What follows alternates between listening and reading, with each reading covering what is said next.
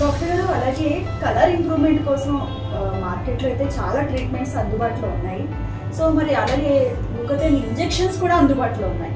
అది ఎంతవరకు కరెక్ట్ అంటారా? ఇంజెక్షన్స్ తీసుకోవడం కానీ అలాగే కలర్ ఇంప్రూవ్మెంట్ కోసం రకరకాల ట్రీట్మెంట్ తీసుకోవడం ఎంతవరకు కరెక్ట్? మన దగ్గర ఎలాంటి ట్రీట్మెంట్ అందుబాటులో ఉంది? చూడండి, గ్లూటథియోన్ ఇంజెక్షన్స్ అనేటివి క్వాలిఫైడ్ డెర్మటాలజిస్ట్ దగ్గర తీసుకుంటేనే మంచిది.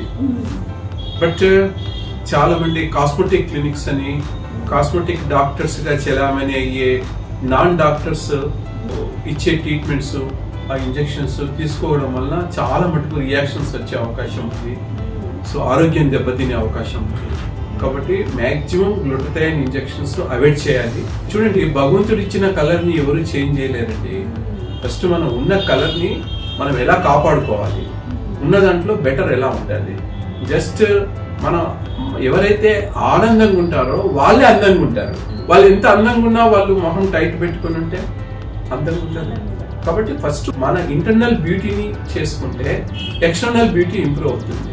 సో అయినా కానీ కాస్మెటిక్ ట్రీట్మెంట్స్ ఫేర్ గా కావడానికి మన ట్రీట్మెంట్స్ అనేవి మన దగ్గర బార్బీస్ కలర్ ఇంప్రూవ్మెంట్ ట్రీట్మెంట్ అందుబాటులో ఉంది. అలాగే ఈ మధ్య వచ్చిన కొన్ని రకాల అడ్వాన్స్డ్ ట్రీట్మెంట్స్ కూడా మా దగ్గర అందుబాటులో ఉన్నాయి.